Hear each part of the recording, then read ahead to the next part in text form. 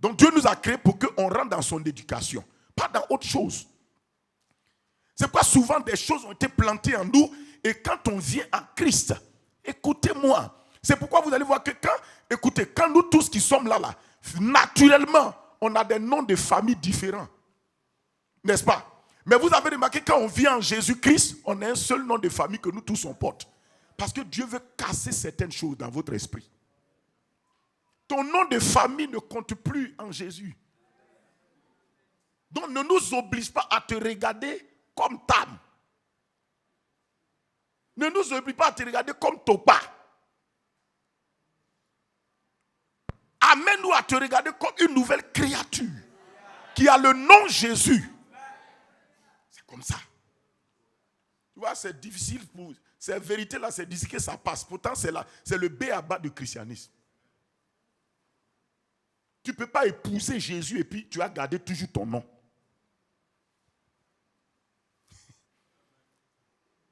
Quand tu t'es marié, c'est ton nom que tu as gardé. Dieu prend le naturel pour t'expliquer le surnaturel. Alors, quand nous sommes en Christ, c'est pourquoi Dieu balaie certaines choses. Il dit, ce qui a de la valeur, c'est la nouvelle création. Qui est-ce que tu es en Christ? C'est ta nouvelle conjugaison. Qui es-tu en Christ? Qu'est-ce que tu possèdes en Christ? Qu'est-ce que tu peux en Christ? C'est comme ça que tu dois te voir et te conjuguer. Écoutez ce que je vous dis là. Tant que vous ne vous débarrassez pas de ces choses-là pour saisir ce que Christ vous donne, vous n'allez pas opérer dans ce qu'on appelle la vie de l'esprit. Vous devez volontairement vous-même enlever le vieux vêtement pour porter le nouveau vêtement. Quand Élisée a reçu l'onction, volontairement, il a enlevé son vieux manteau. La Bible, il déchira. Le mot est fort, il déchira. Il n'a pas enlevé, il a déchiré. Pourquoi il a déchiré? S'il l'avait enlevé, cela veut dire qu'il se donnait la possibilité de reporter le manteau. Mais dès qu'il a déchiré, ça veut dire que lui-même, il a décidé de ne plus rien avoir avec ce vieux manteau. Vous devez déchirer certaines mentalités. Vous devez déchirer certains noms. Vous devez les déchirer. Administrativement, on va te demander ton nom, mais tu ne dois plus opérer avec ça. Tu dois opérer avec ce que tu es maintenant.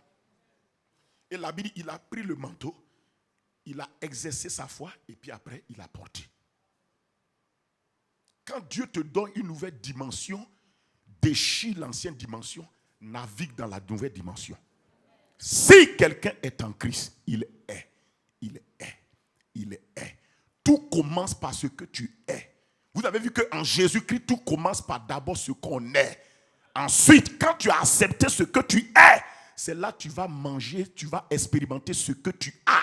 Et ensuite, tu vas vivre dans ce que tu peux. Votre identité que vous acceptez détermine ce que vous avez et détermine ce que vous pouvez. Ne vous réfugiez pas en Christ. Ne vous rejetez pas en Christ. Ne vous reniez pas en Christ. Si vous reniez ce que vous êtes, vous reniez ce que vous avez. Parce qu'en réalité, Dieu ne te donne pas quelque chose sans te donner d'abord une identité. Vous savez pourquoi Dieu est le Dieu qui vit, Dieu est saint, plutôt, pourquoi Dieu manifeste la sainteté et que Dieu est le Dieu qui sanctifie? C'est parce que lui-même, il est. Il est. C'est pourquoi quand Dieu a... Écoutez, quand Moïse a demandé le nom de Dieu, il a dit, mais quand je vais arriver en Égypte, on va me demander qui es-tu, qui t'envoie. Vous avez remarqué que Dieu s'est conjugué pas d'abord dans ce qu'il a. Il s'est présenté dans ce qu'il est. Il a dit à Moïse, dis au peuple, celui qui s'appelle je suis.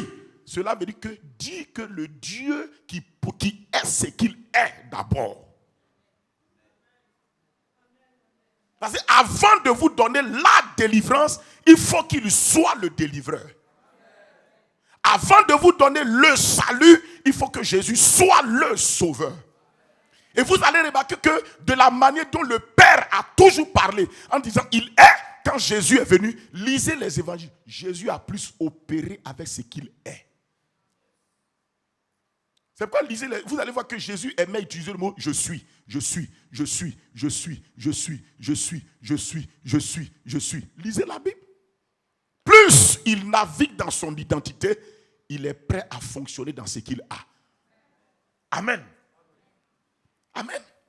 C'est parce que le manguier est un manguier qu'il a des mangues en lui. Alléluia.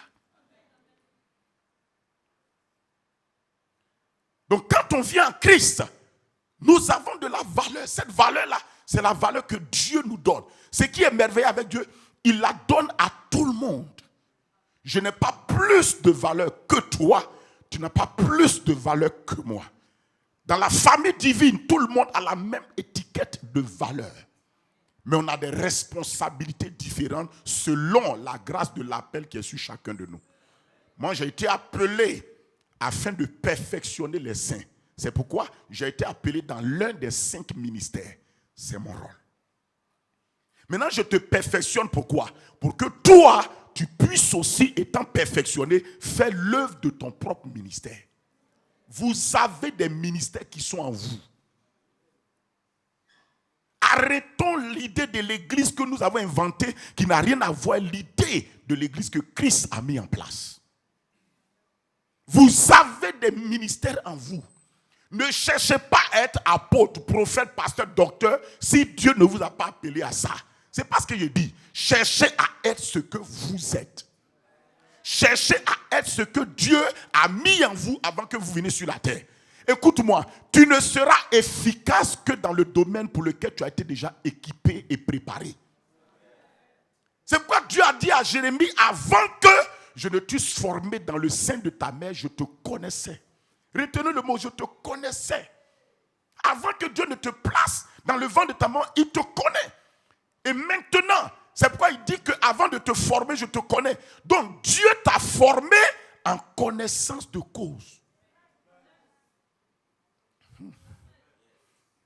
Dieu m'a formé. Si quelqu'un te connaît et puis te forme, cela veut dire qu'il va intégrer tout ce qu'il sait de toi à l'intérieur.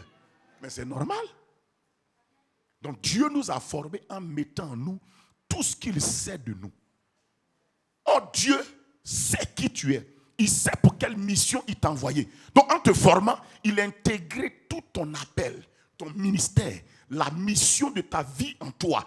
Et puis toutes les ressources qui doivent accompagner cela pour que tu sois capable d'accomplir. Il est intégré. En d'autres mots, nous sommes un design de Dieu. Nous sommes un système que Dieu a fabriqué. C'est comme par exemple celui qui a fait le portable. Il a mis un système de fonctionnement dans le portable. Et vous allez voir que tout système, le système qui est dans le portable est fait pour que le portable accomplisse la mission pour laquelle on l'a fabriqué. Donc Dieu a mis tout en toi. Ça ne t'enchante pas. Parce que tu ne comprends pas, tu ne connais pas la valeur de la destinée d'une personne. Quand tu as découvert ta destinée, tu as découvert le sens de ta vie. Tu as découvert le compartiment dans lequel tu dois courir. Tu as découvert là où tu n'as plus besoin d'aller chez quelqu'un, courir pour dans quelqu'un d'autre, dans le compartiment de quelqu'un d'autre. Tu cours dans ton compartiment. Donc Dieu t'a créé en mettant en toi la mission pour laquelle tu dois venir sur la terre. Deuxièmement, il a mis en toi tout le système qui va faire que cette mission-là puisse réussir. Tu as remarqué, c'est pourquoi lorsque un appareil est fabriqué, tu n'as pas besoin du fabricant devant toi pour l'activer. Le système est à l'intérieur. C'est comme ça, je vais vous dire une chose. Pour réussir votre vie, votre destinée, tout ce que vous devez faire ne se trouve pas au dehors. Ça y est en vous. Dieu ne fait qu'activer, manifester cela seulement. Donc il a dit à Jérémie, je t'ai formé et je t'ai consacré. Le mot est fort. Je t'ai consacré, établi, prophète des nations. Regardez une grande et belle cérémonie de consécration qui s'est passée entre Dieu seul et la personne que Dieu a créée. Aucun bishop n'a été invité à cette cérémonie. Aucune église n'était présente à cette cérémonie. Tu étais tout seul. C'est dans le ventre de ta maman. Dieu dit, Jérémie, je t'ai consacré. Ça, c'est plus fort. Écoutez-moi, je vais vous dire une chose. Ne commencez pas à exercer votre destinée en attendant que les hommes vous reconnaissent. D'abord, ça sera une erreur pour vous. Parce que l'homme te reconnaîtra à 2 conditions. Lorsque Dieu lui révèle et lorsqu'il voit les fruits. Parce qu'on reconnaît l'arbre à son fruit. Je vous dis, le meilleur moyen de continuer, la meilleure méthode de commencer à exercer sa destinée, de commencer à manifester sa destinée, c'est de commencer à travailler ça. Laisse les gens voir les fruits de ce que tu portes et tu transportes. Travaille. Arrêtez de vous balader et chercher qu'on prophétise sur vous. Ce que vous devez faire dans le Seigneur et pour le Seigneur, ça vous parle déjà, ça respire déjà en vous.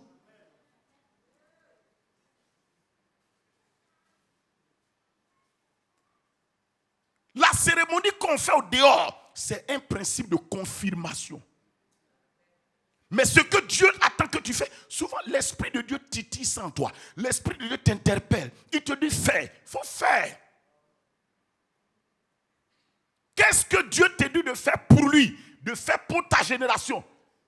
Et tout ce que Dieu vous dit de faire, il y a deux objectifs. Premièrement, pour gagner les gens en lui. Deuxièmement, pour édifier vos frères et sœurs. Dieu ne te donnera jamais une destinée où les hommes ne seront pas gagnés à lui. Toutes les destinées convergent vers une seule chose. Amener les gens à Dieu et les encourager en Dieu. C'est tout.